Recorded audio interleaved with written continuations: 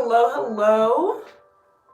Hello, people. Please let me know if you can see me, if everything is clear. And we're going to get started talking about you in just a few minutes. Oh, hello, Richard Deering. Hello. And I would also love to know if you guys are all caught up on you. Please let me know that in the live chat right now.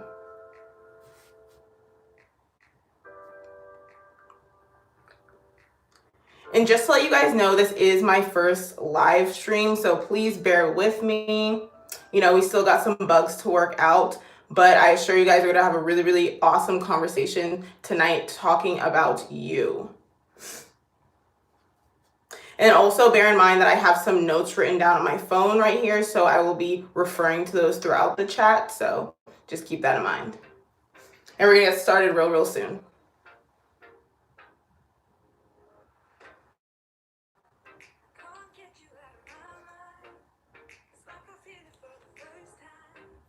Oh my God, you finished You all in one day? That's a lot. Like, did you finish season 1 all in one day, or season 2, or both? Let me know.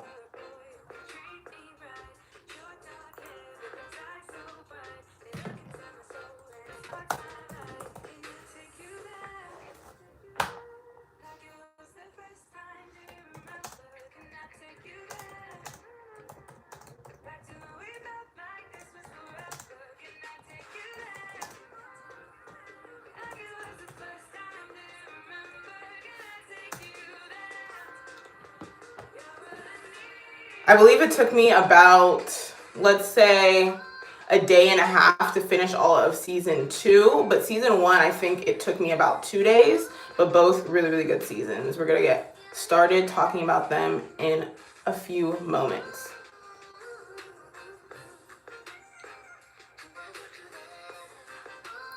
Hi, Anastasia. Hi, thanks for watching. No, honestly, binge watching really is the only way to go with these shows. Okay, you did season 2 all in one day. Okay, that makes a lot more sense. I don't know why I said season 1 and season 2 as if you can actually finish the whole show. Unless you didn't sleep the whole night, but hey, teach their own.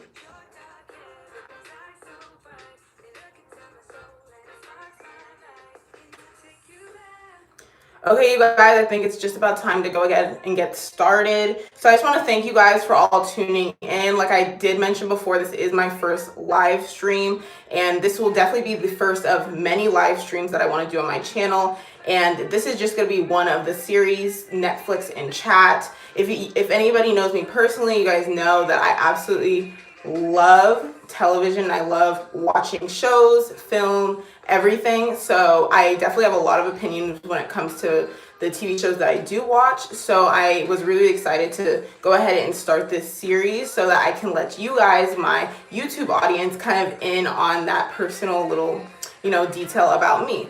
So one of the shows that I've really been enjoying lately has been You. I watched season 1 when it came out. I think it came out about let's say a year ago.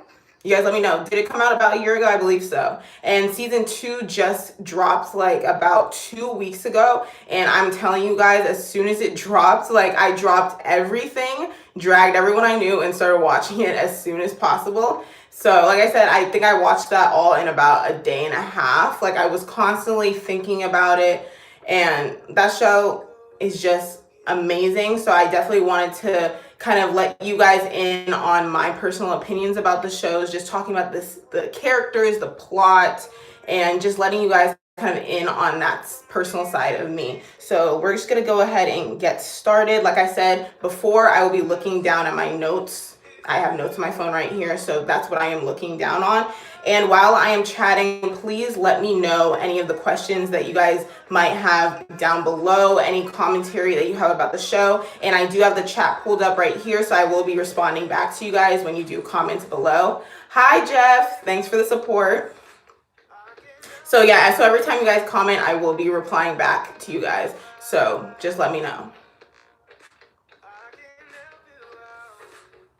Okay, so I think the best way to start off this Netflix and Chat is by talking a little bit about season 1, just a quick refresher with season 1. I'm not sure if you guys went ahead and rewatched season 1 before you watched season 2, but just as a quick refresher, season 1, we got introduced to this character named Joe. He lived in New York, I believe, and working in a bookstore.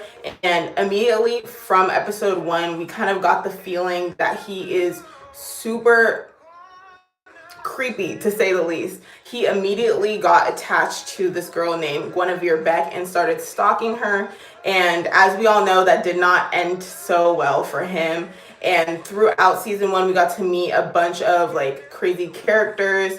Obviously we got to meet Guinevere Beck, which was his love interest throughout the show. We also got to meet some of her friends, specifically Peaches. And Peaches was definitely the standout of one of her friends, as well as Paco, who was like the little boy who lived in his apartment. And we kind of got to see that Joe, even though he is a stalker and he's super creepy and creates these really weird attachments with people, we also got to see his more caring and loving side with the little boy Paco, and almost like how those relationships that he creates can also turn and have a dark side, because as we saw in season 1, both of those relationships with Beck and with Paco ended really eerily, really, let's just say really badly. So after season 1 ended, I don't know about you guys, but I was just super excited to see season 2, and I just wanted to see how his story was going to continue, especially after we found out that Candace was still alive. Throughout season 1, we definitely believed that Candace was dead, and we were just wondering like what he fully did to her the whole time, but we never truly got like a definitive answer. So at the end of season 1, we saw that she came back and we were on a cliffhanger. So flash forward to season 2. So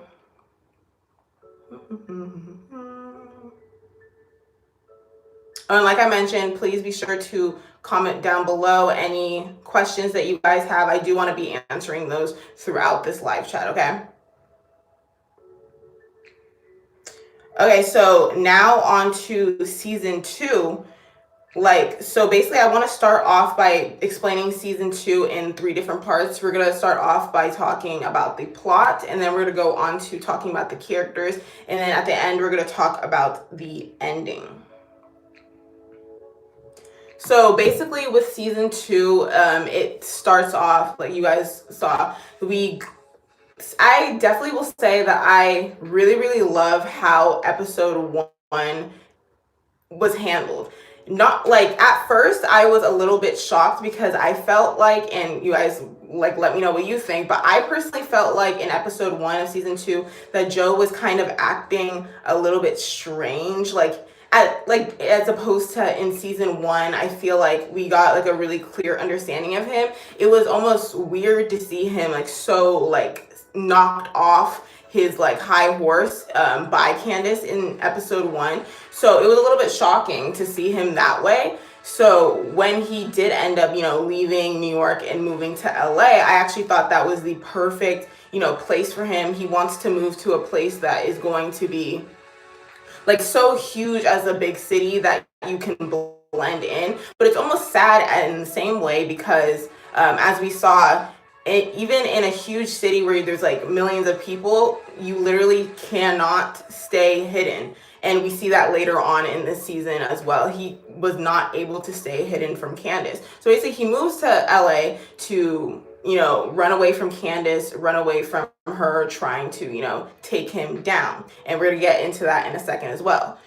And then, so basically in episode 1, we see that he meets this girl, and since we have watched season 1, we basically kind of already know like his whole deal.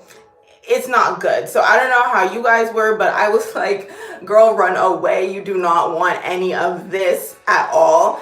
Like, Joe is the kind of character where you root for him in a way, even though you really shouldn't, because he's a really bad person and he kills people, and you just don't want him to get caught, but at the same time you don't want him to hurt anybody. And that's how I felt myself going back and forth this whole season. Like, I didn't want him to get caught, but I didn't want him to hurt anybody, and I knew that if he didn't get caught, he might hurt somebody. So like, I was just in emotional turmoil watching the show, and I think that's part of the reason why I do love the show so much, is because it kind of stirs up those emotions in you, and you just don't know whose side to be on. He's the lovable psycho, and is that okay? Are we okay with that? Like, what? Like, really, are we okay with that, you guys? Let me know in the live chat. Like, is that something that we are okay with being okay with? That we love this character and we root for this character that also kills people. It's a crazy idea, and I love that that show kind of tackles that, because I think it's almost like, in a way, almost like a social commentary. So interesting, something just to ponder over while we're going through this live chat. What do we think about Joe? Do we love him? Do we hate him? Okay, so continuing on, so we basically eventually find out that the girl that he saw in the store is named Love.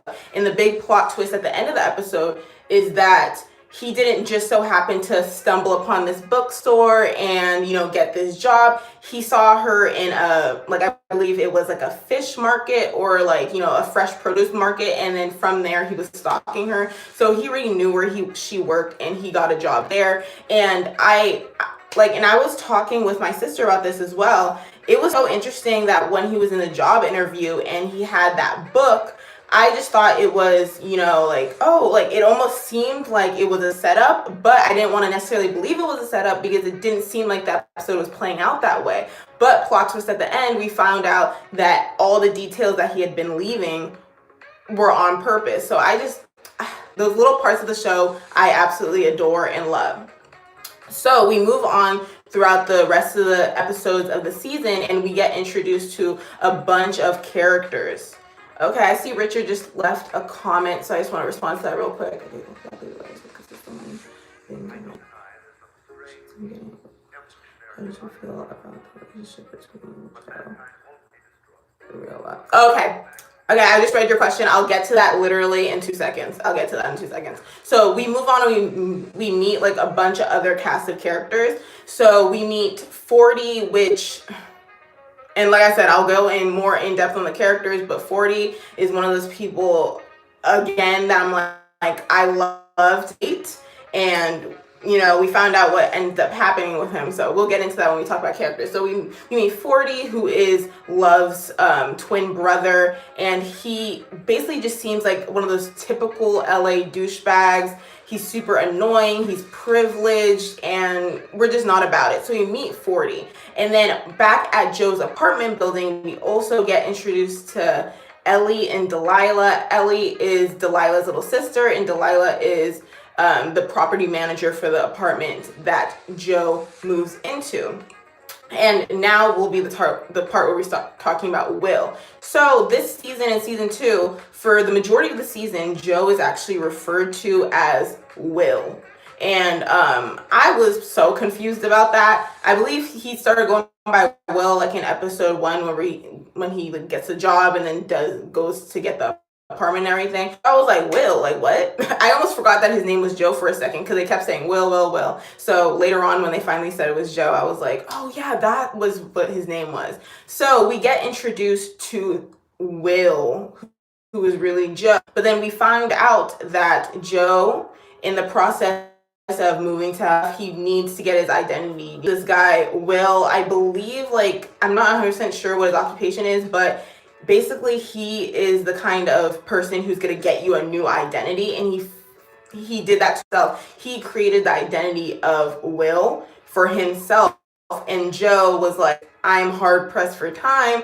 I can't wait around for a new identity just to pop up and be perfect. I'm just going to take your identity and I'm going to lock you up in a storage unit. And it's just the storage unit that he creates in LA is literally just like how the downstairs of the bookstore was in New York, which is just absolutely like insane. Like, my questions, I have just so many questions about that, about how he was able to like literally rebuild almost an exact replica. And like, when he bought these materials, was no one concerned? Like what is the world that we live in that like we don't raise alarms? Like, how is he able to buy all these materials without like people being thrown off is just so crazy to me. But anyway, so he builds the exact replica of that like dungeon like area that was downstairs in New York, but in LA. And we find out that he actually has the real Will locked up in that storage area. And the relationship throughout a few of the episodes that develops between Will and Joe is so interesting, because it's like this, like I feel like Will, the one that's locked up and everything, kind of like takes, like he basically unpacks like all of Joe's like reasoning behind why he does what he does. And I just find that to be like just so interesting. It's crazy that this person who locked you up in this downstairs area is literally you're able to almost sympathize with him, and Joe is able to sympathize with Will's situation, all the while they're having this really interesting dynamic of, in Will's perspective, a potential murderer with, the victim who's in this like locked up area. And throughout the episodes, we're able to see that Will is able to, show us, the viewers, the reasoning behind why behind why Joe does what he does. And we get to see a little bit of Joe's childhood and his relationship between his parents. Basically, his mom is this really like I don't know how to feel about his mom. I feel like there's good and bad. I think she is a quote unquote good mom in the terms that she loves Joe, but I think she's like really bad because she puts him in these really weird situations. And one of the situations ends up getting, I believe, like, doesn't Joe end up killing his dad, or shooting like this guy, and that kind of like starts him off like on his killing spree in the future. And any mom who would like put her child in that situation, I don't think we can necessarily 100% consider that to be a good mom. And then basically this relationship that he has with his parents leads to how he is now, and then we get to see that throughout the episodes. So I thought that was a really great way to put us in his headspace and try to really explain to us why we saw what he did in season 1 and why we're going to get these outcomes that we see in season 2. So I feel personally the only way that we were able to see that through Joe's perspective is because Will started evoking these emotions in him to really start thinking about why he does what he does. And we also see him kind of talk about this idea of he's doing it for the right reason. He's a good person. And we get to really think about that consistently throughout the season. And, is he a good person because he's only killing quote unquote bad guys? Or is he a bad person because sometimes he ends up killing people who really didn't have anything to do with anything? He ended up killing Beck, who was really just one of his victims. If he never got involved with Beck, she would still be alive. Beck wasn't really a bad person or anything. We could have our own opinions about her. We might not like her, but she wasn't really a terrible person or anything. But he ended up killing her. But then in this season, we see that he ends up killing that celebrity comedian guy, and we find out that he is a bad person.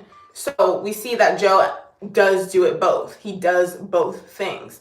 And it's so interesting that they pose this question to us, because it's the answer that in these 2 seasons I'm still thinking about. I do not know whether or not to categorize him as a good or bad person.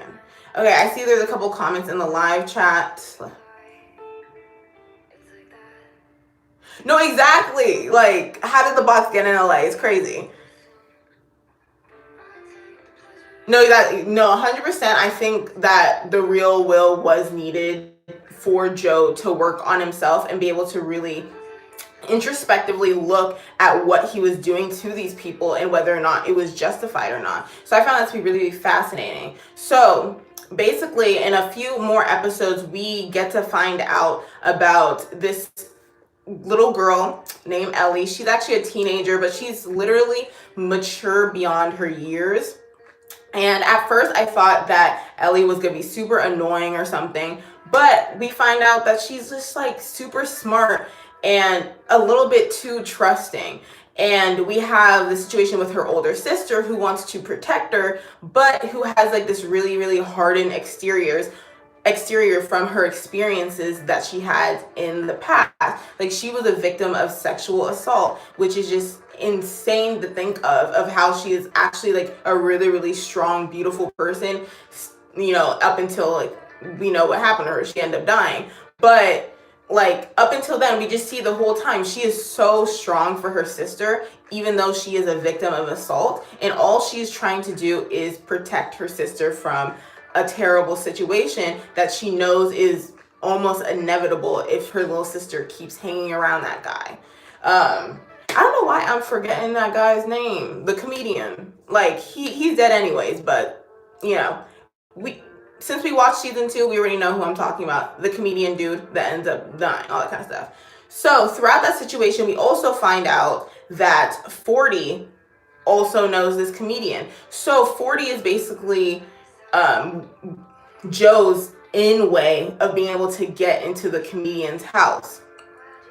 Without 40, he really wouldn't be able to know like all these details and stuff and really be able to work himself into these situations. So I also thought that was a really fun way of connecting multiple characters like from season 2 to be able to have them almost like dealing with this one person at the same time.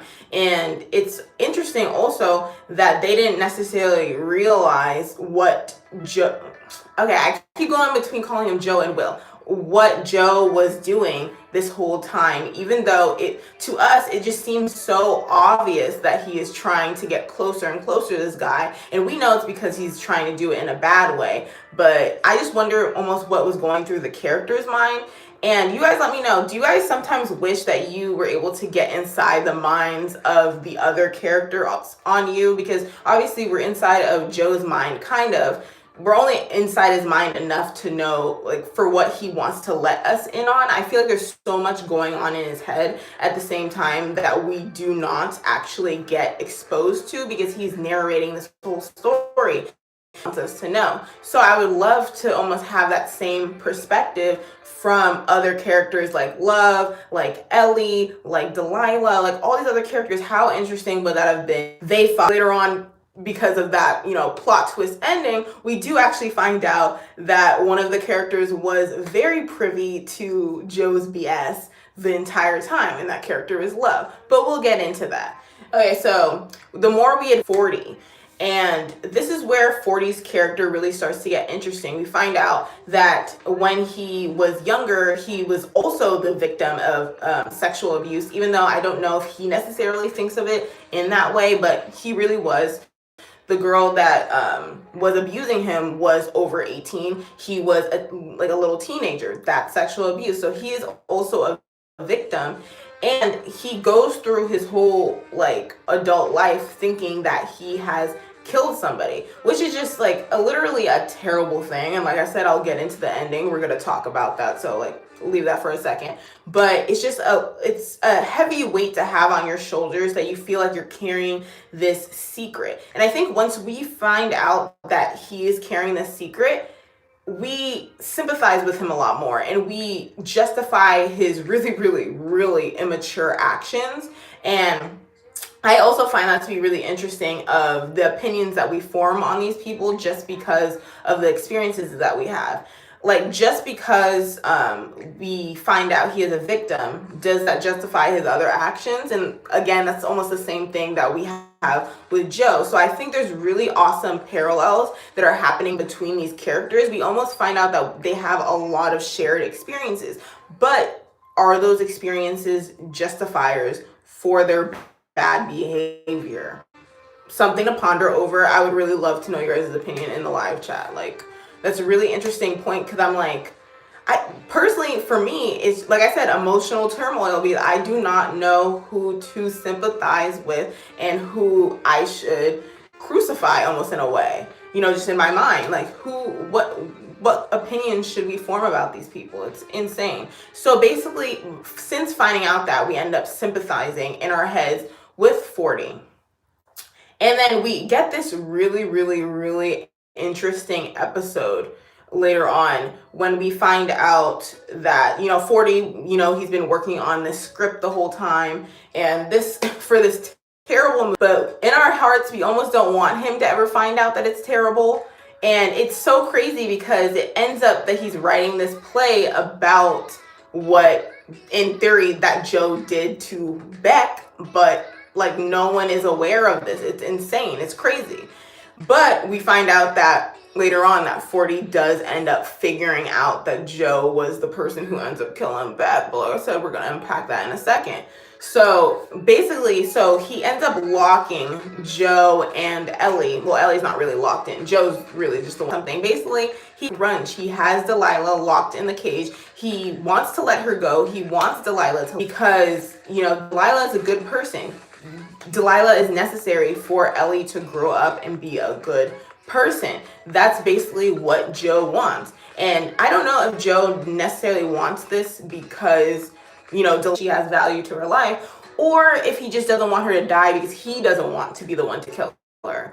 If he just doesn't want to do it because that would mean that he is a bad person if he did kill her. So that's also something that's I find really, really interesting, is his reasoning behind these things, because like, is he just doing it because he thinks that's the right thing to do, or is he doing it because it's actually the right thing to do?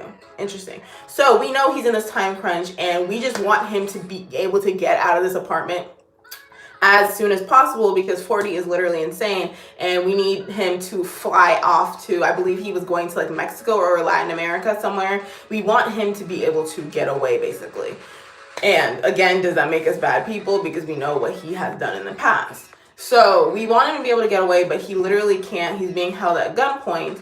And then, later on in the episode, we find out that there was like some sort of a loophole for him to actually be able to get out and away.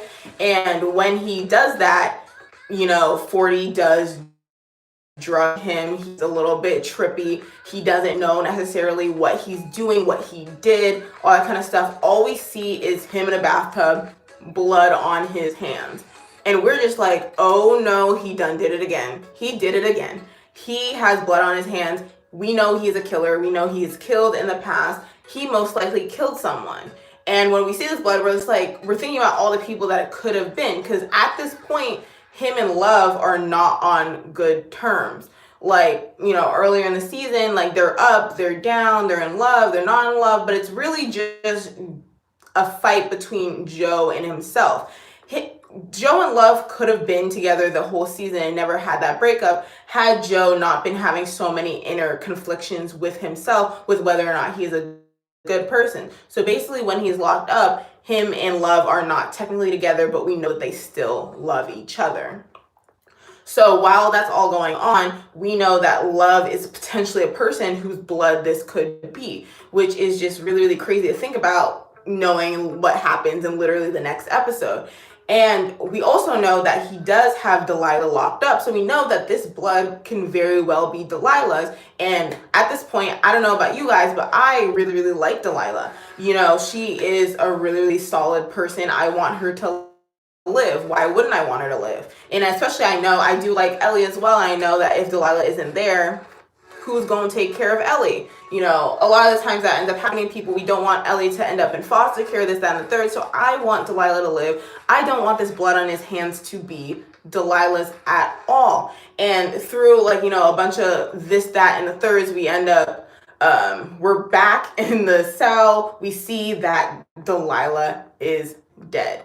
And we're just like, oh my God, Joe, why? Why did you do that? We know that he was on drugs. Maybe that was a justification in a way, but we also know that, if Joe wasn't the way that he was, Delilah would have never been locked up in the cell in the first place, and she would have never been in this situation. So in a way, even though we do not know at this point that it for sure was Joe who killed him, we still blame him in our minds, because we know that she would not be in this situation if Joe did not put her in this situation. And that is just so sad to think of in a way, because I almost just wish she wasn't so smart as to figure out Joe's whole situation, and that she didn't figure out that his cell was under there, because almost she wouldn't be in a situation. But I can't even think that way, because that would almost be victim blaming and blaming her for her own death in a way. But I just really wish she never got onto his stuff. I just wanted her to live her best life with Ellie and just live a. I actually really like love.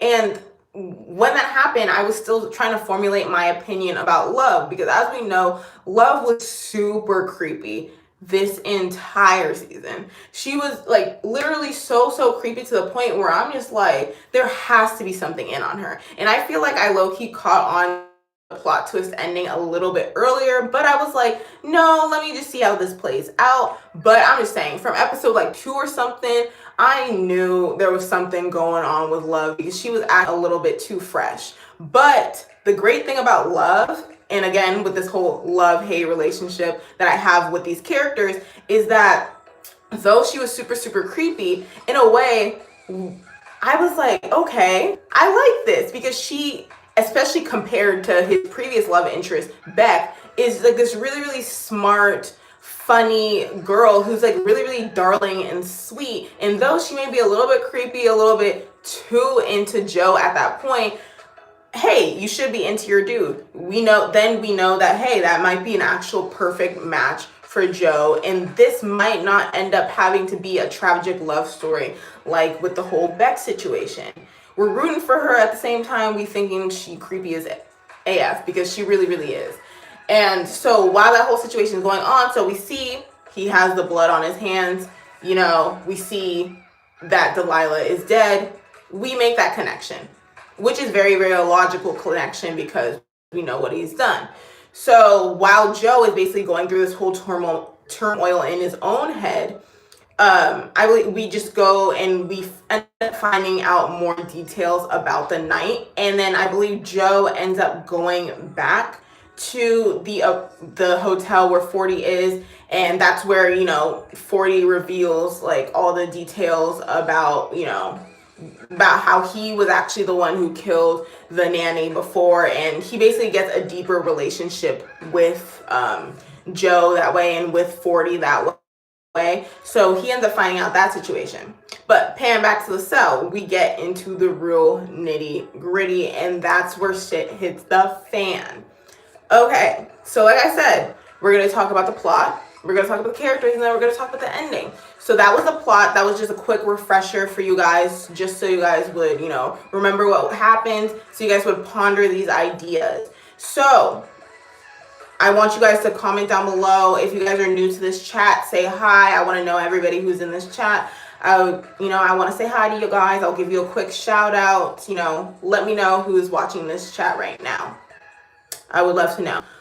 So based off of what I said, answer a couple of those questions. What are you guys' opinions on Joe? Do you guys think Joe is a good person? What is your guys' opinion of Love? Did you guys catch on to Love's super creepiness early on, or did you not find out until the ending that we know what ended up happening? Like, I would love to know that in the chat down below. And also take this time to be sure to like this live stream. Like I did mention before, this is my first live stream, so be sure to like this live stream, and that also lets me know you guys possibly want to see this continue to be a live stream series that I do in the future. So give this live stream a like. I did see that someone new just came to live stream. Hello, comment down below in the live stream. I want to say hi to you. Hello. And that's right, go into talking about each character.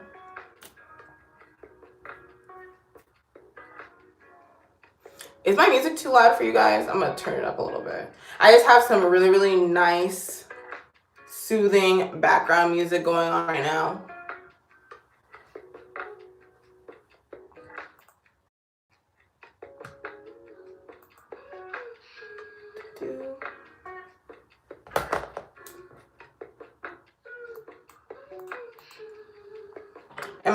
Am I frozen for you guys right now? On my end, it's turning out that I might be frozen.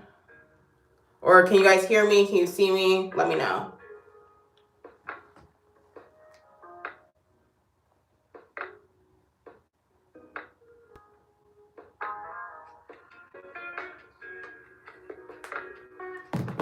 like I mentioned, has really nice, soothing, non-copywritten music. So that's what's playing right now. Okay, I'm good? Okay, cool. Okay, so Anastasia is telling me I'm good, so I'm going to continue on. And now we're going to go into the part where we talk about the characters.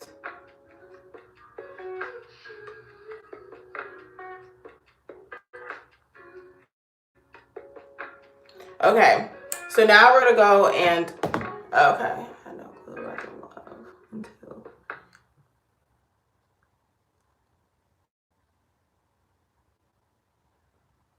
Oh my God, literally, exactly. Okay, that's interesting. So you weren't able to catch on to what Love was doing on the DL until it ended up happening in the end. And I will talk about that real soon. And that's also the part where I'm going to talk about the whole Candace situation, okay?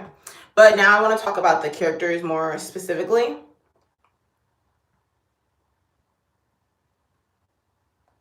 Oh yeah, so now I want to talk about the characters more specifically.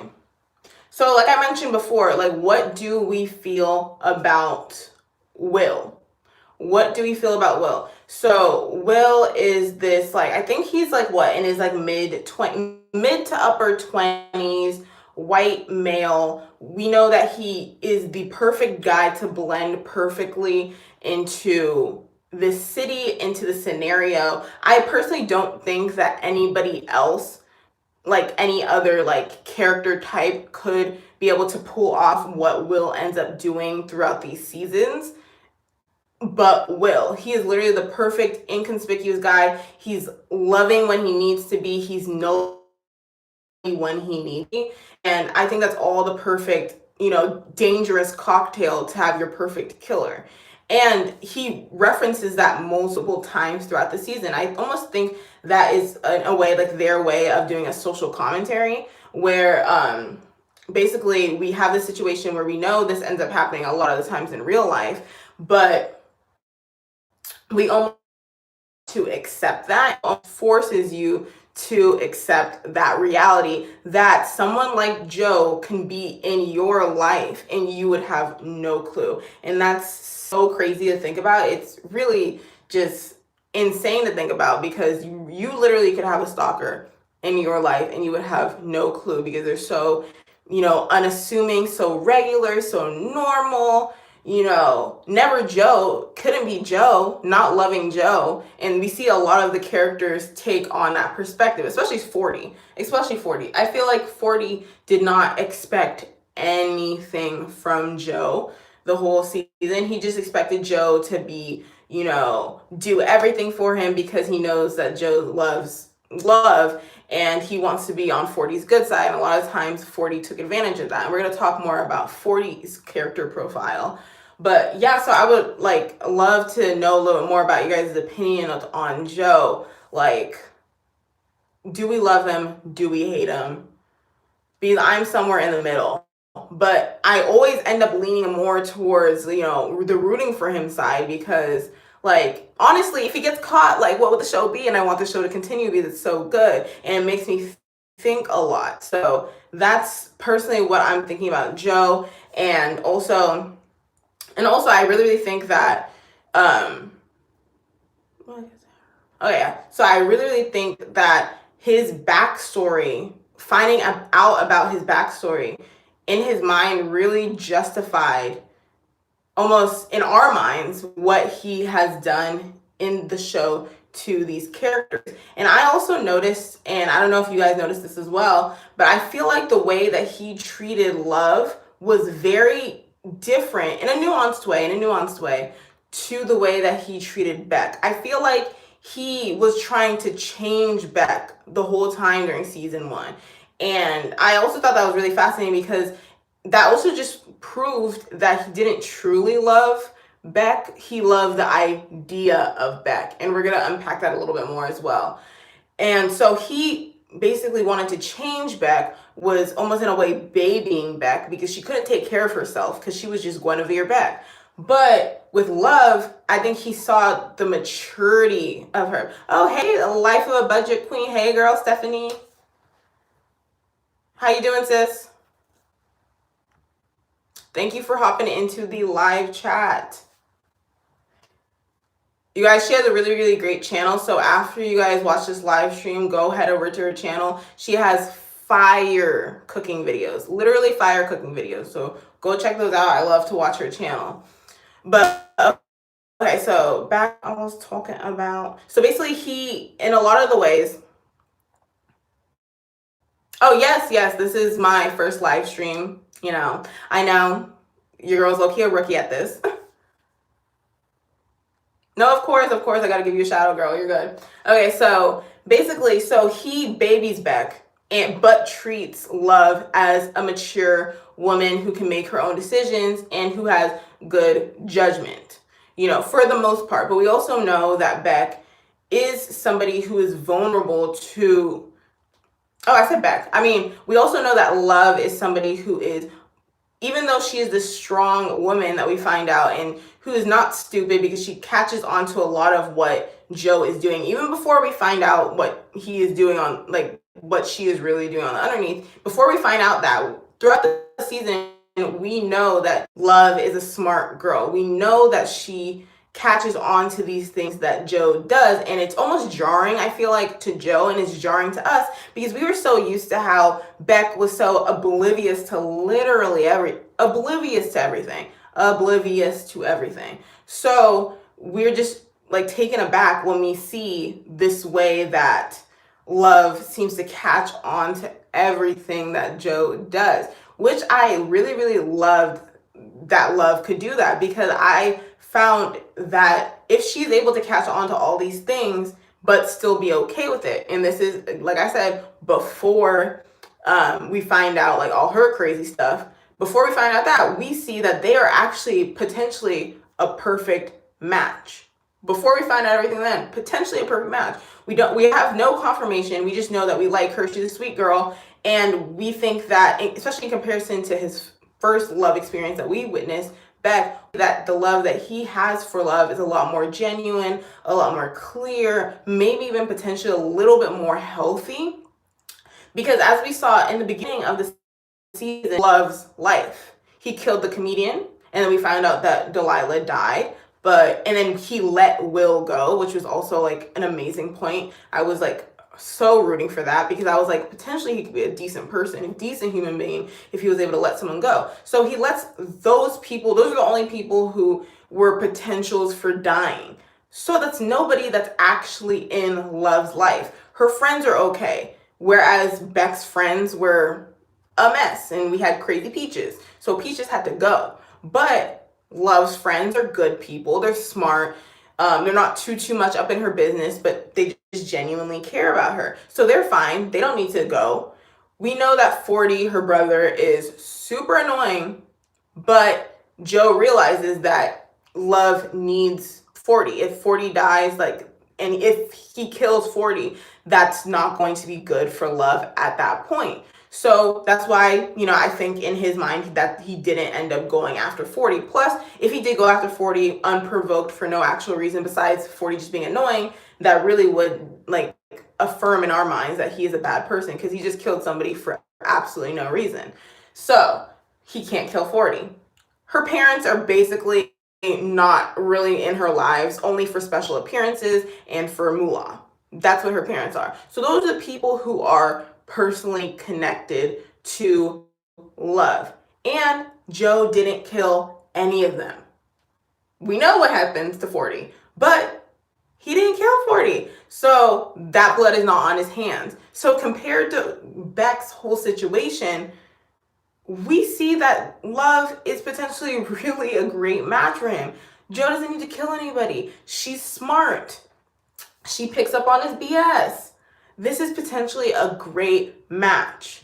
And that's really how I end up feeling about Love throughout the whole season. I think she's clever. I think she's a really good match. I think she stops things when they need to be stopped, and she starts things when she feels empowered to start them. And I love that. So I love seeing the character progression go that way with Love and with Joe and all that kind of stuff.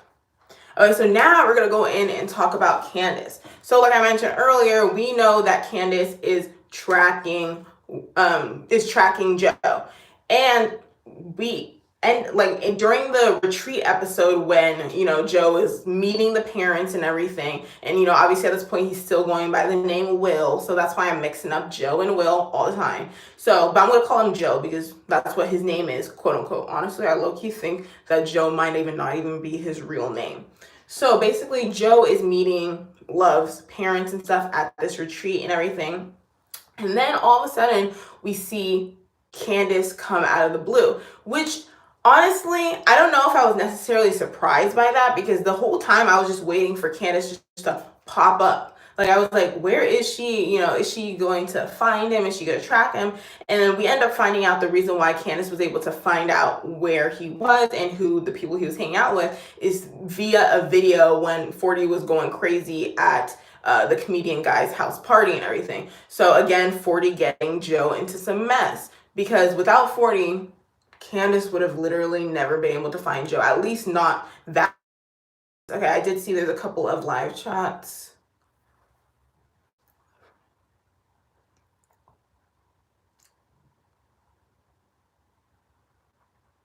Oh my God. Oh, I didn't even think about that too. That okay, I like that. Maybe probably the writers did that on purpose. They made Beck's friend, I mean Beck, like a regular normal girl, which we were almost mad at how normal she was, because we were like, why is Joe spending this much attention on this girl for what? And then she had crazy friends like Peach. Crazy.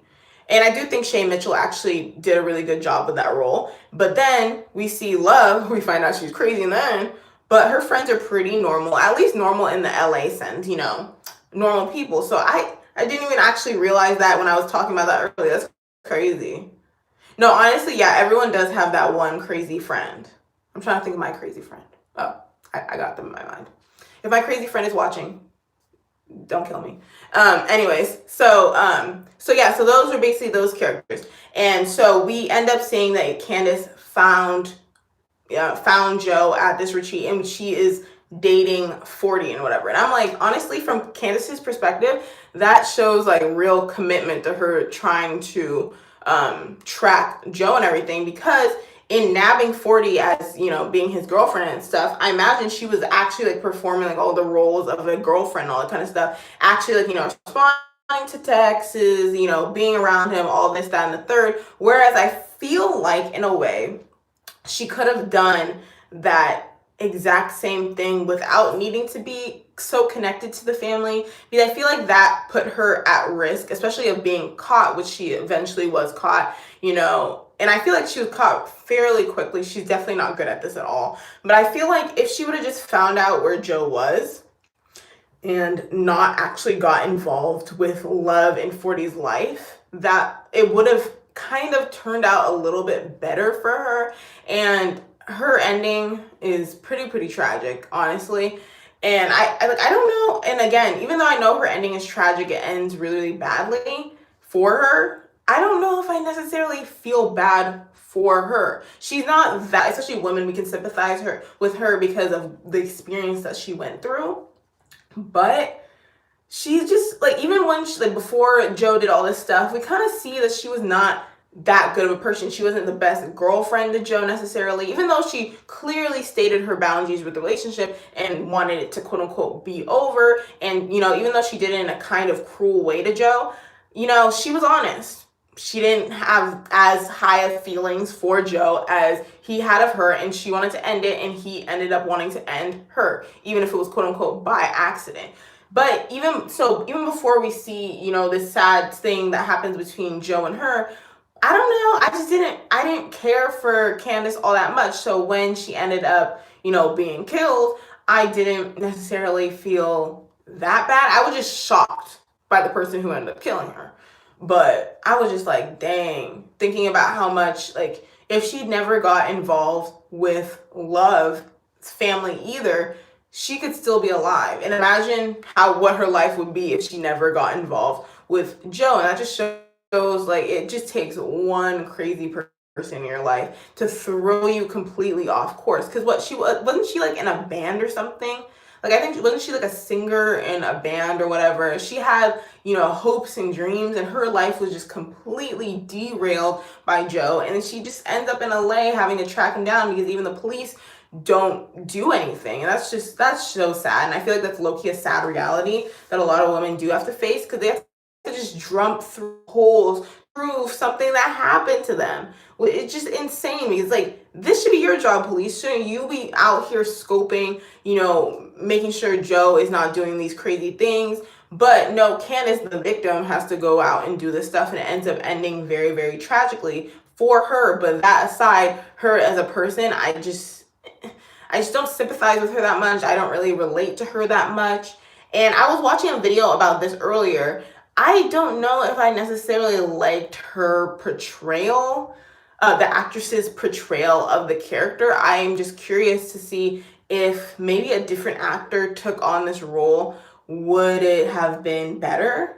Like, I just wonder if I would have liked Candace better if it wasn't, played by that character. And I would love to know you guys' opinions about that in the live chat. Like, what do you guys think? Do we like Candace? Do we like her as a person? Do we sympathize with her? Because I'm just a little bit conflicted by that, but I think I'm leaning more towards the side where I don't really like her, and I didn't sympathize with her all that much. But now getting on to 40, like I said before, he's just very, very typical LA douchebag lifestyle, rich boy privilege.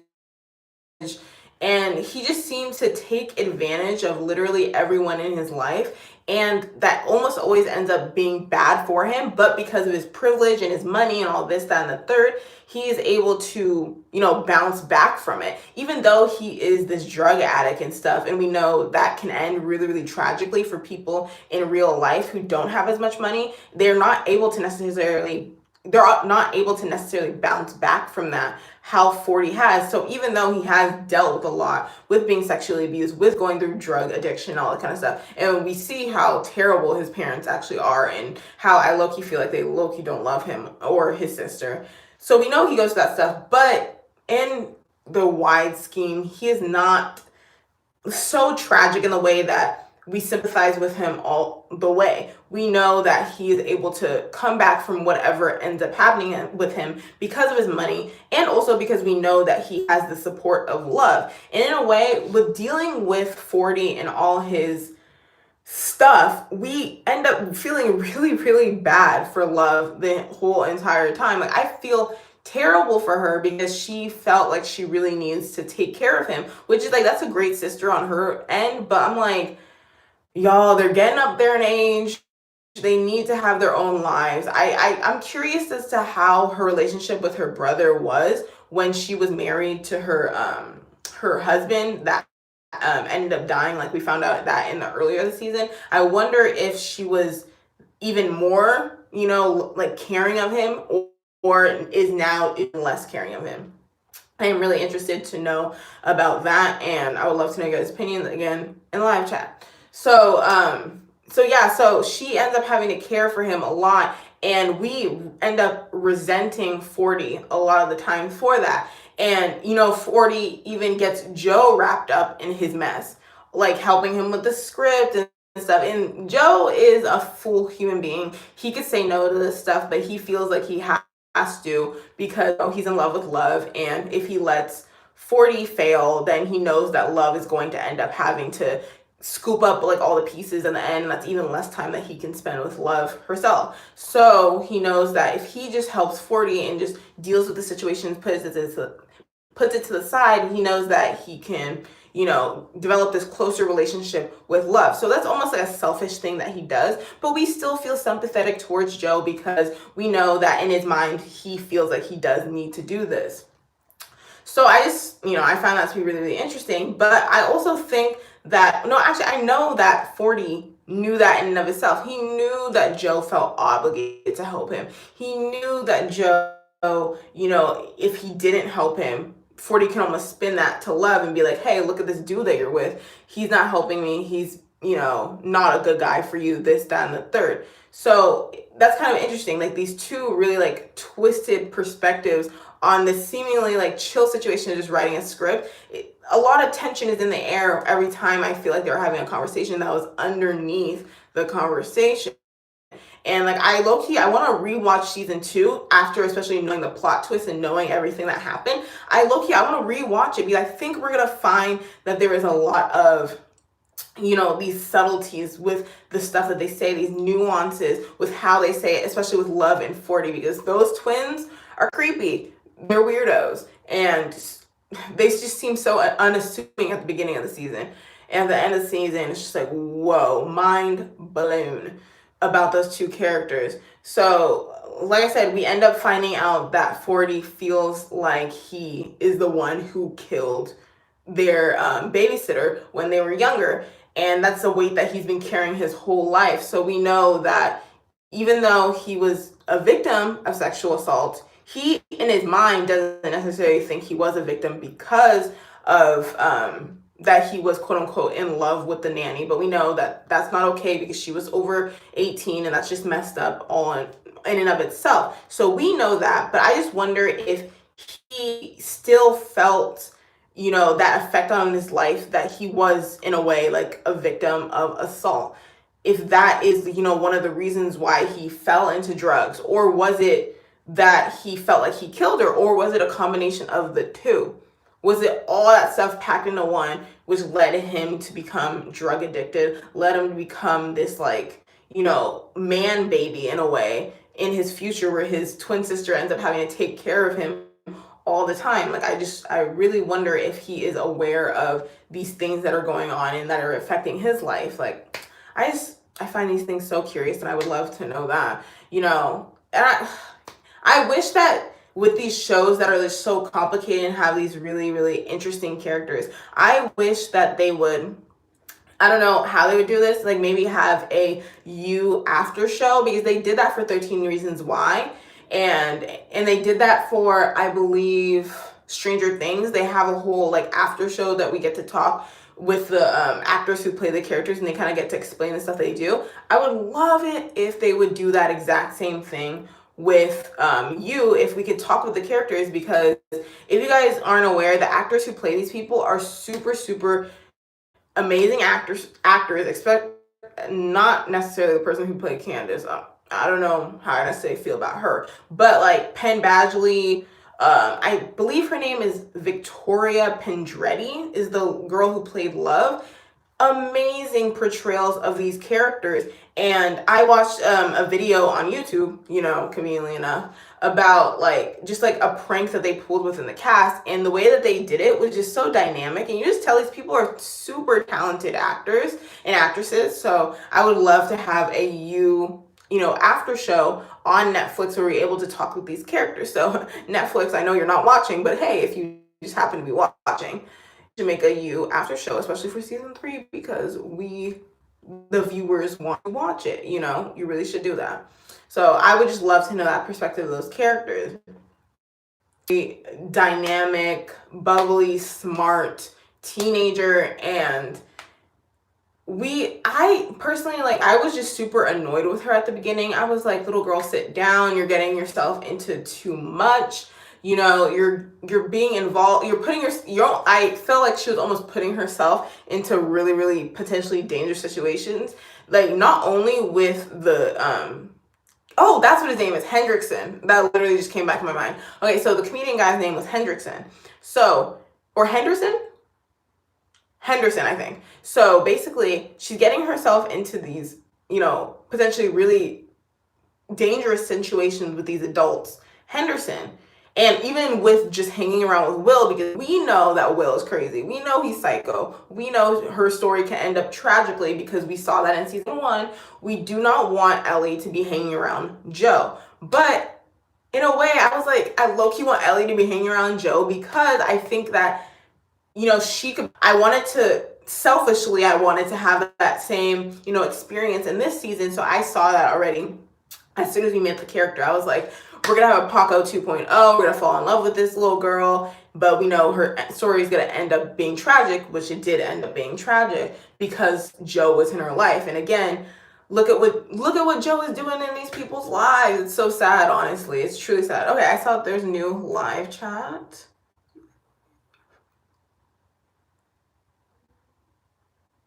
No, I 100% think that 40 would have forgiven Love. I believe at the end of the season, which, like I said, I'll get into, but I'll just answer this. I believe at the end of the season that Forty said that he was aware that Love was actually the person who killed the au pair, and that he was just like hiding it to like protect her in a way. Like I said, I want to rewatch this season, so I'll rewatch that, but I'm pretty 100% sure, or like 99% sure, that that is what was said, that he was aware that she killed the au pair. And, you know, if he was aware of it all these times, you know, then, you know, he was. Yeah, no, I think you might have missed it. I would say rewatch season, or rewatch the last episode and see what he said, because I'm pretty sure that he said that. It was really, really brief, so it wasn't like a huge reveal. I feel like because there was so much craziness happening in that last episode that they kind of like skated on past that, but I'm pretty sure that is what was said. So I'd say go rewatch the last episode, because like I said, I think we're gonna end up seeing a lot of underlying stuff that we did not see the first time we watched through. And that's low-key what I would recommend with watching like any of these shows that have like really, really deep meanings and deep characters, is to rewatch you know, a couple of those dynamic, you know, especially important episodes, because I think we're going to see a lot of stuff on the underside of what happened. But I would suggest rewatching the last episode, because I'm pretty sure that's what he said. So yeah, with this whole situation with Ellie, I'm selfishly over here wanting Ellie to be more, you know, in more episodes. I want to see her more on screen, and the only way we can see that is if she is involved with Joe in some sort of way, and we end up seeing this really cute, you know, little relationship that develops between Joe and Ellie. You know, Ellie's super annoyed with Joe. She's like, why are you involved with my life, you old man? Even though he's not old, but to her, he's old. So, and then from his side, he's like, oh my gosh, I feel like in his head, he saw Paco in her and wanted to protect her.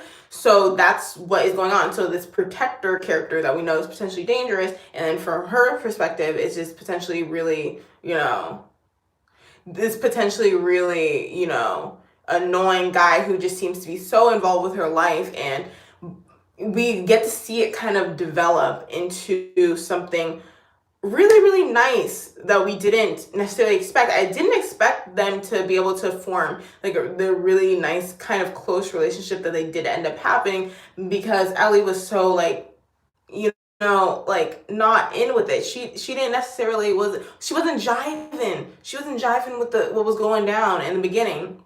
So I thought they weren't going to be able to develop this information, that we got to see her not end up being a victim of Henderson.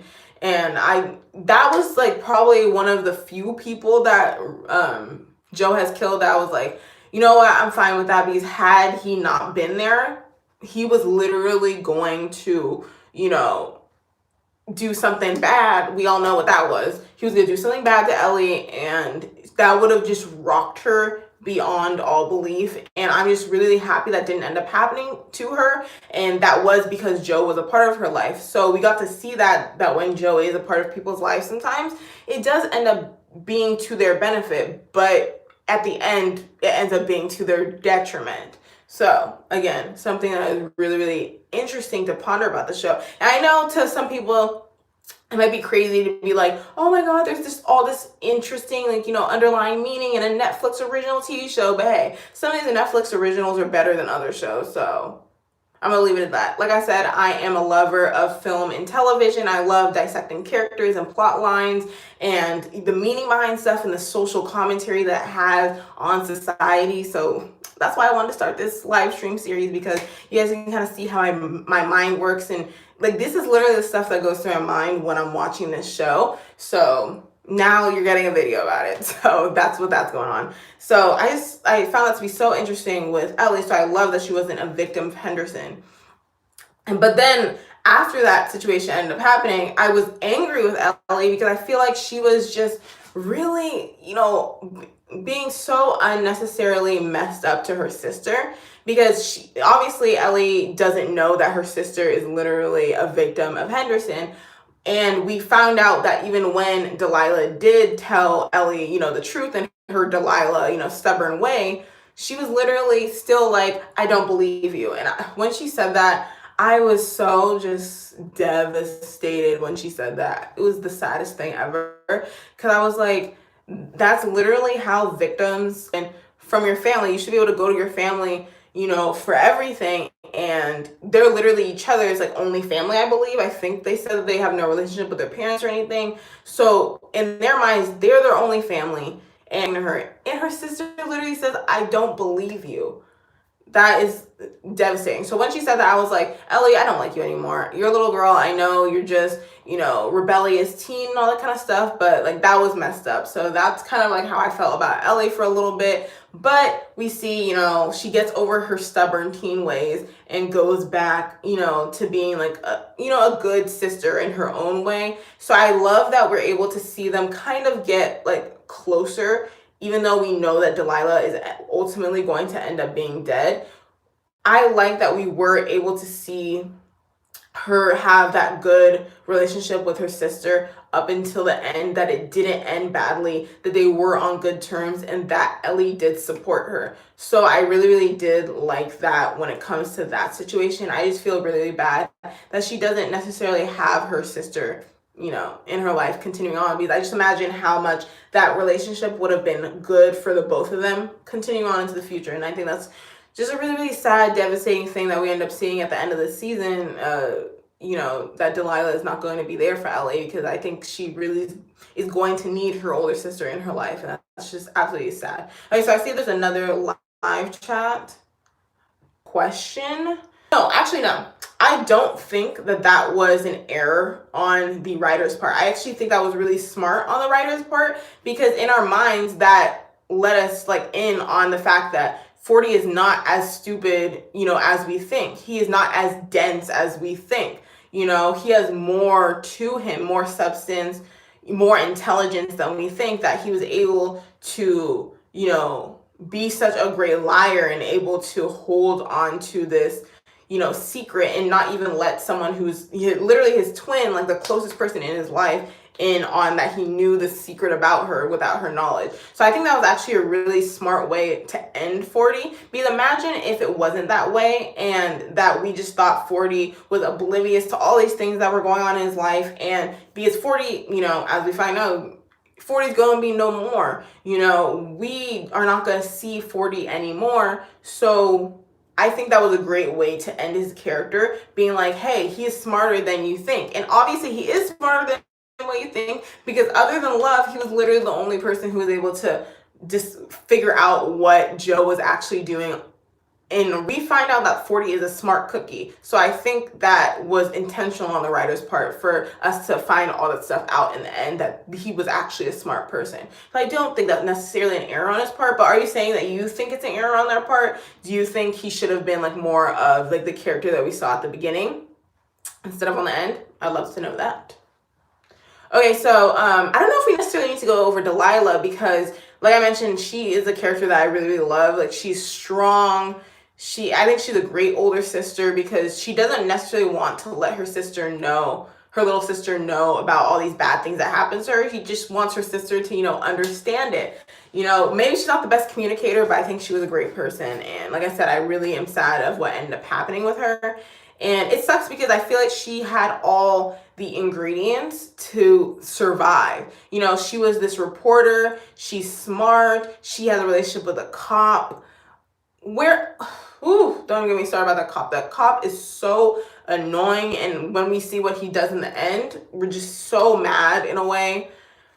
So mad. Like, literally, that cop was everywhere he needed to be at the right time, but nowhere he needed to be at the right time at the same time. Like, he did everything wrong. Like, when he the night, and you don't think that's like iffy, you don't think that's like what? And you're a cop?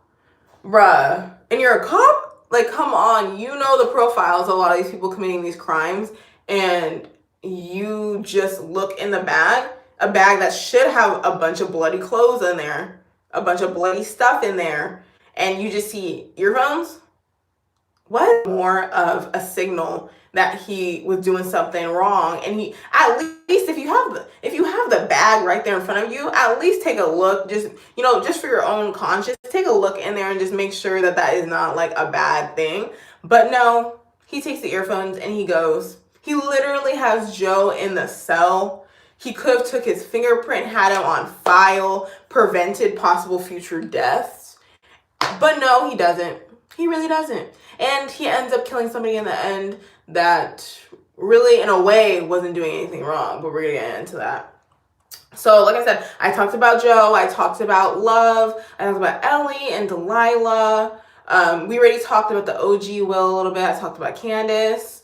So I think those were like really the main characters that we had in the season. You know, we had the friends. They were just good people. Her parents, not that great of people. We leave that to literally her mom slaps her for no reason. Oof. Oh my God. I don't want to see that mom or that dad or any of those people in season 3, but I feel like we're just gonna see more of them in season 3. But oh my God. But they're just mean people and stuff. So we have those people. But besides them, I don't think we have any like super dynamic standout characters. We have that one other guy who works in the shop with them, but we don't really get to see a lot of him, to be honest. And I low-key wish that we got to see more of him, because I think he could have brought like a little bit more of like a spice to this season and could have brought like kind of interesting commentary, but he was literally there for just like quick quips. That's it. We didn't get much substance from him. I see there's another live chat.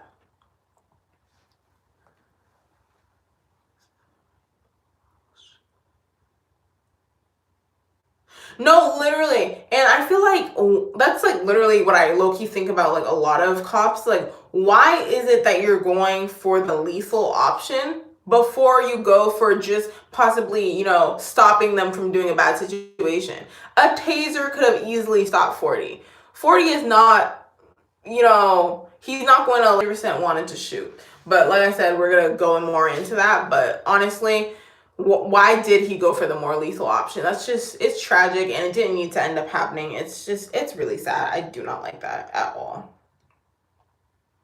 Okay, and like I mentioned before, if we have any new people in the chat, be sure to say hello. I do want to shout you out, say your name on camera, so say hi in the chat. Okay, so now that we've unpacked the list of the main characters and kind of like in a way what we were introduced to at the beginning of the season up until almost the end, let's go over the plot twist ending, you guys. So we end up finding out that Love, you know, that smart girl that we were rooting for the whole time, yeah, she was a little bit too smart for our liking. She ended up being aware of everything that Joe was doing on the DL the entire time. She knew exactly who he was. She knew he was a killer. She knew he was a stalker. She knew exactly the kind of person that he was. And why did she know this? Because she is the same kind of person. We literally get to see that not only do we think that Love and Joe are perfect for each other, we kind of know that they're perfect for each other, because it's like almost looking into a mirror where you get to see the guy and girl versions of yourself. They both have these tragic things that happened in their youth that caused them to be the people that they are now. And we get to see them fall in love. But we also see that from Love's perspective, she was doing stuff to kind of turn Joe into, you know, make Joe make these certain decisions. And from the other side, Joe is doing these things to make Love feel a certain type of way about him. So I low-key wonder if, even though we think that they are like these perfect people for each other, they're low-key just both master manipulators in a way, because they're both manipulating each other and themselves into doing and saying things that they just want because they think that they were perfect for each other and that they're supposed to fall in love. So I would love to know your guys' opinions on that. But so on with this plot twist. When we see that, you know, Joe has his blood on his hands, Delilah's dead, we think it's Joe. And then we see that, what is it? Like, I think it is that Candace locked Joe in the cell. So Candace ends up finding out that Delilah is, you know, in the cell most likely. But for some reason,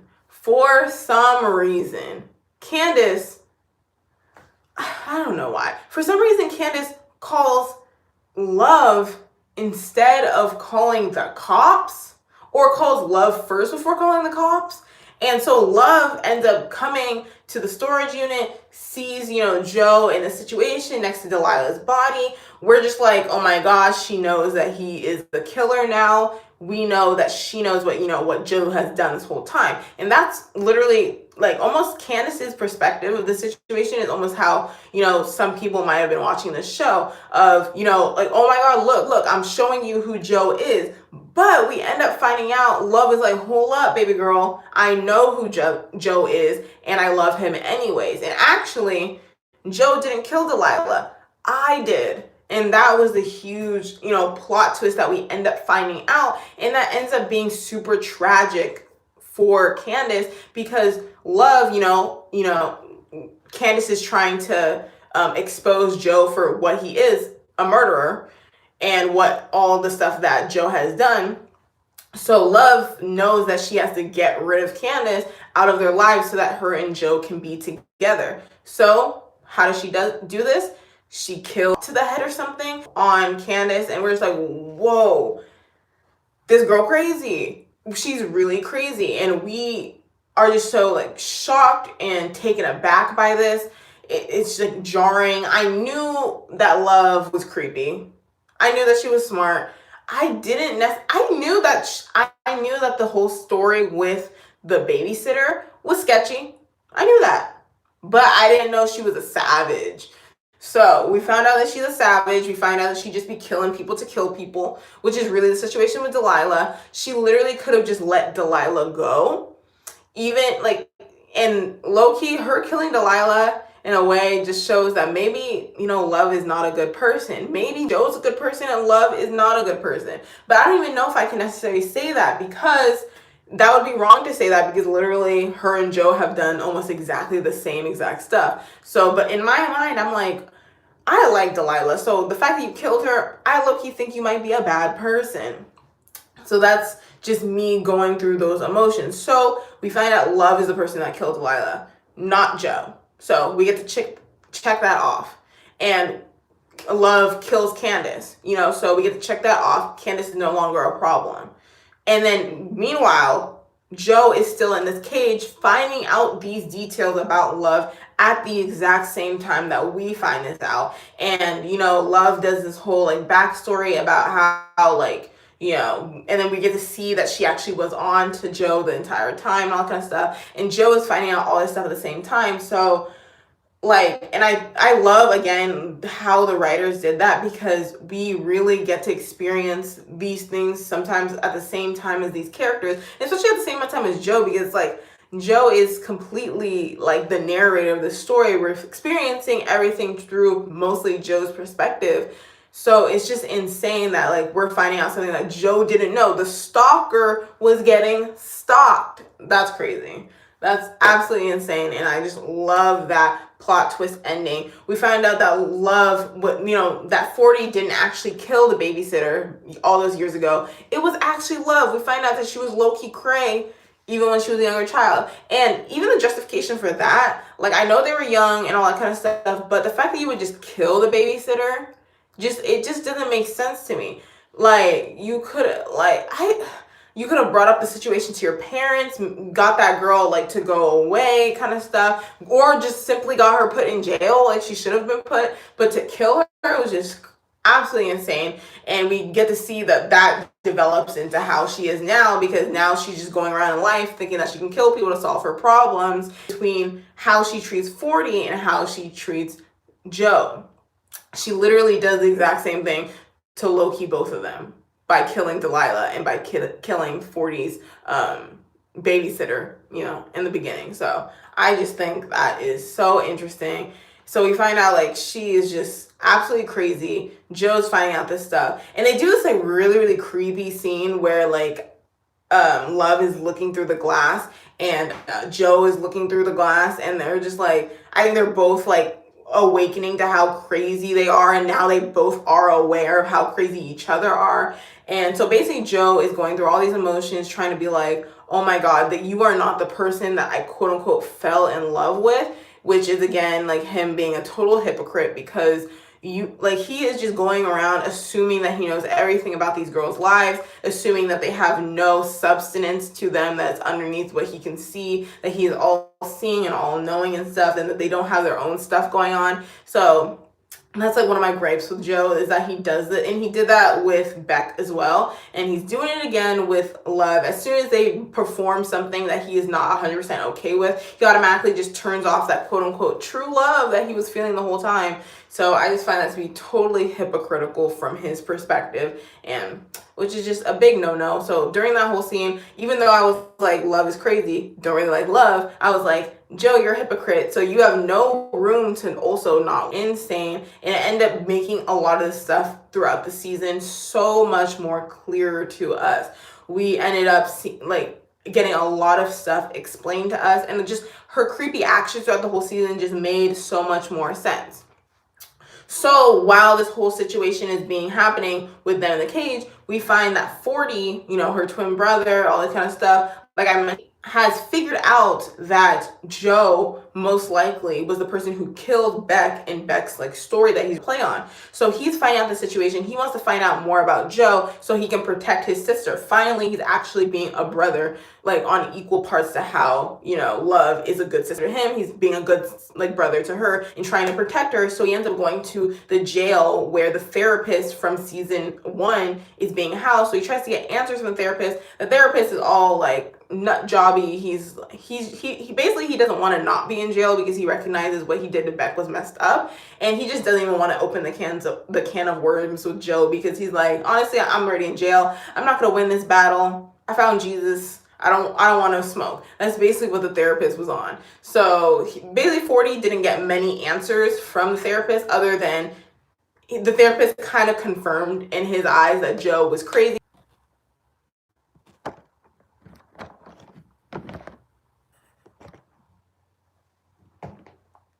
You guys, are we still on? Let me know in the live chat.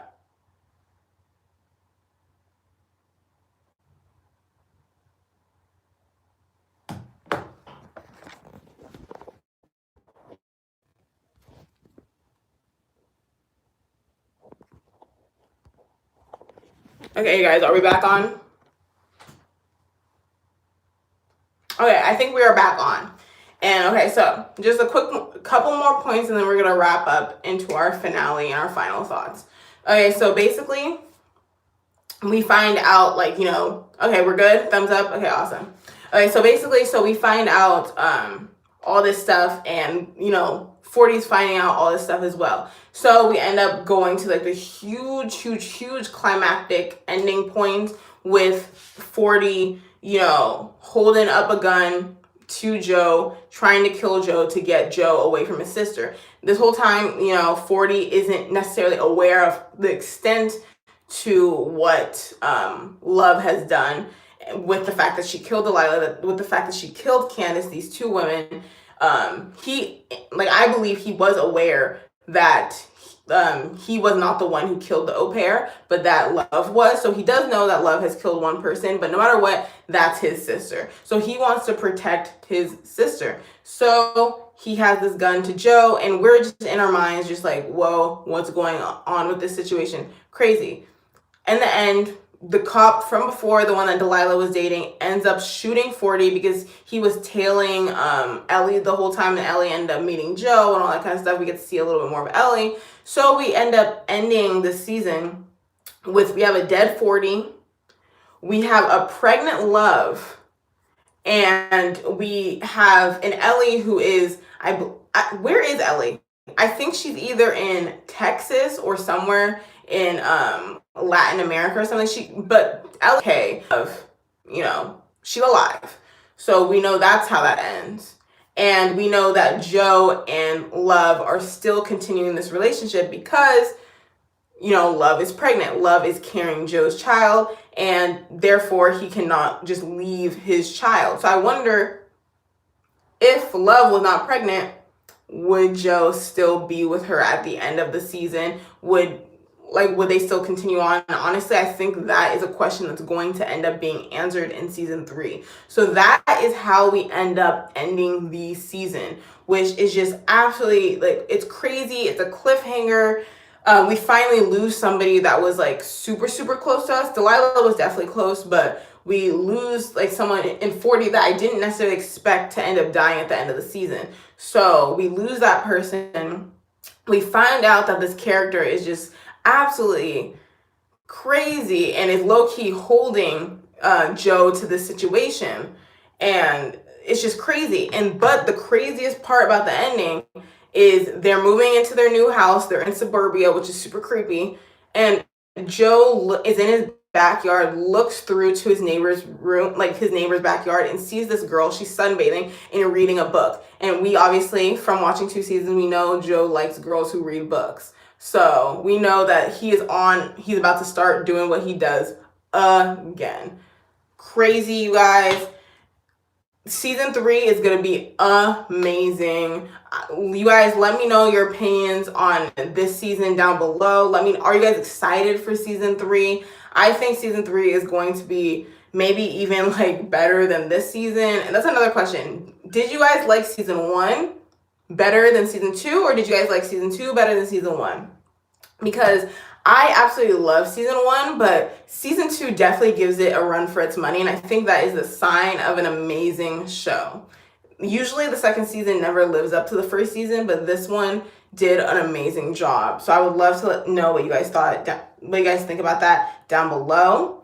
And then also I do have a couple of ending questions just to ask you guys. So first, does Joe really love any of these women, or just the idea of him? Personally, in my opinion, I think he loves the idea of them and develops in this quote-unquote love for them. But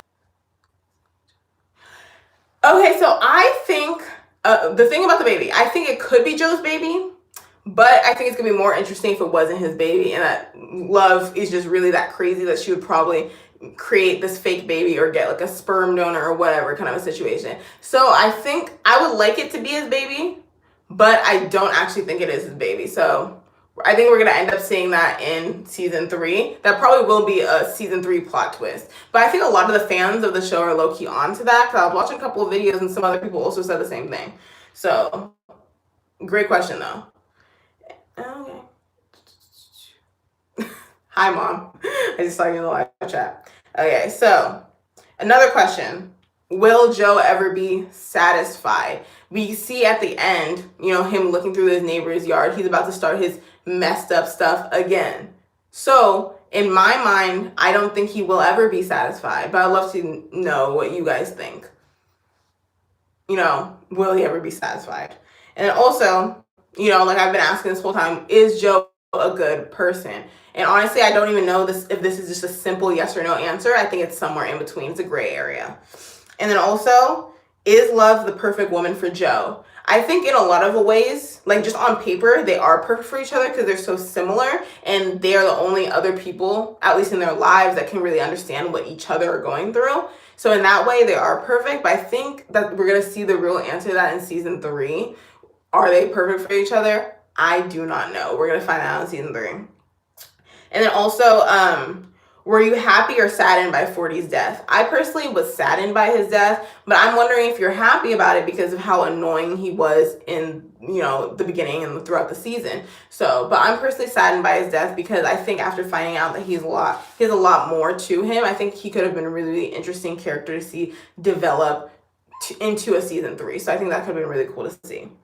Okay, and then also is, what do you think will happen in season 3? And I think Richard answered that question. He thinks there's going to be a baby plot twist. Do we think anything else is going to happen? But I definitely think that baby plot twist is definitely going to happen. And, like I said, which season do you like more? I would love to know. Hello, Brandon. Hi.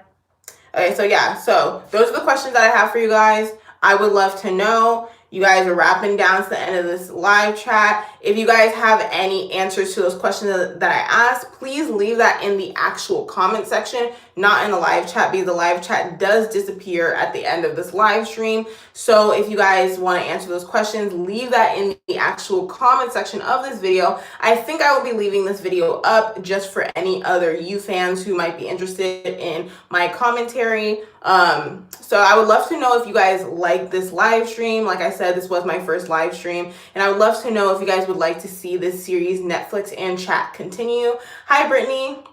I would love to know if you guys would love to see this Netflix and Chat series continue. What other shows do you want to potentially talk about? Because obviously You isn't going to come back. Probably season 3 is not going to come back for another year. So we got a whole year of potential other Netflix and Chat series. Brittany, you're late, girl. Where have you been? I've been like on this live stream for like an hour and a half. But like I said, I will be doing future episodes of a Netflix and Chat. I'm also thinking about doing other topics in my live stream, kind of maybe sticking to my normal fashion and beauty content. So if you guys have any ideas of what I could potentially talk about in future live streams, also leave that in the comment area, not in the live stream chat, in the comment area, because the live stream chat does disappear at the end of the video. If you are just watching right now, be sure to click like on a thumbs up on this video, and so we can increase the thumbs up. I would love that. Share this video with anybody who do. If you did enjoy it, share it. This, but the lady next door could be. Oh, whoa. Okay, never mind. Hold up. Brittany just brought something real interesting to this chat. Hold up. That is a great point. Okay, so she said that the lady next door could be his mom. Honestly, I think that's a possibility. I think that is a possibility, because I think I remember that when I watched the last episode of the season, that I feel like the lady looked a little bit familiar. She did look a little familiar, and she was reading books, so we know that his mom, I think, was it his mom that introduced him to liking books or something? I think that was one of her methods of getting, Joe to like kind of stay away kind of a situation. Like, that would be an amazing plot twist. I really hope that's his mom. That would be so interesting.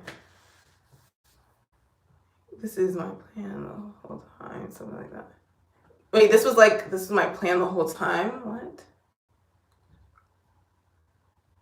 Okay, I see your point. No, I think we're definitely going to end up seeing a lot more, or at least a lot more of the story of his mom in season 3. But that would be amazing. That would be amazing if the girl next door ends up being his mom, because we would get to see that whole craziness. Because honestly, I think his mom is probably crazy too. Like, we only got to see one side of his mom, but the way that she was handling the whole situation and everything, I think she could potentially be crazy as well. That is something that is super, super interesting. Thank you for adding that nugget of knowledge or potential fan theory to this conversation, Brittany. But like I said, we are winding down. Of the Oedipus. Okay, what is this? Okay, I'm gonna butcher the pronunciation. Oedipus Rex complex. What is that? Wait, okay. We're going into a couple more minutes. I need to know what this is. Richard, can you explain what that is? Oh, Oedipus.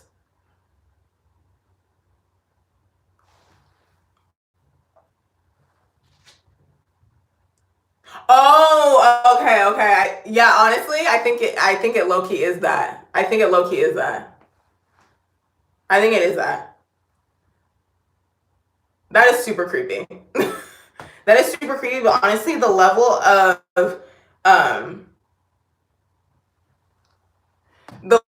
of weirdness that Joe is with his, like, with the girls that he deals with, I would not be surprised by that. But that's very Norman Bates. And this is not the Norman Bates show. I want this to be Joe's story. So in a way, that would make sense. But I hope it's not that. I really hope it's not that situation. Oh my God, he is finding women like his mom, actually. That is so true. No, yeah, he does, exactly, because he wished he could have fixed his mother, exactly.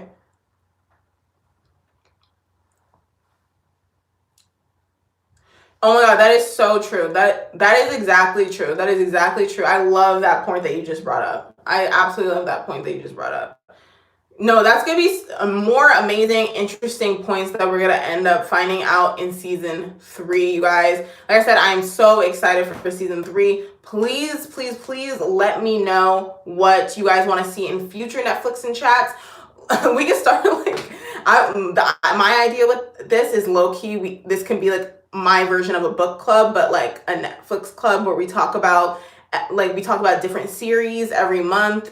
we all watch it and we all chat about it. So if you guys find out any interesting stuff that's coming up on Netflix, please let me know, and I can do a Netflix and chat episode after I've watched the season. I know Sabrina just had a new season. I've never watched Sabrina, so that could potentially be an interesting episode.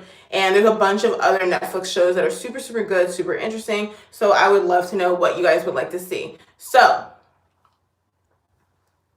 okay, so you guys, like I said, I really, really hope you guys like this live stream. It was my first live stream, so chill with the opinions, okay? Chill with the opinions. But I really, really enjoyed talking with you guys about you. This was a show that I found to be really, really fascinating. I think will continue to, find its step and find its rhythm as it goes on. I think it's going to be amazing. You guys, thank you so much for tuning in. I'm going to sign out. I've been talking for a while. So, thank you so much. Thank you. I can't wait for the next episode. Like I said, leave real comments in the comment section down below. And if you haven't liked this video, go ahead and like it. I'm signing off. Bye, you guys. Have a good night.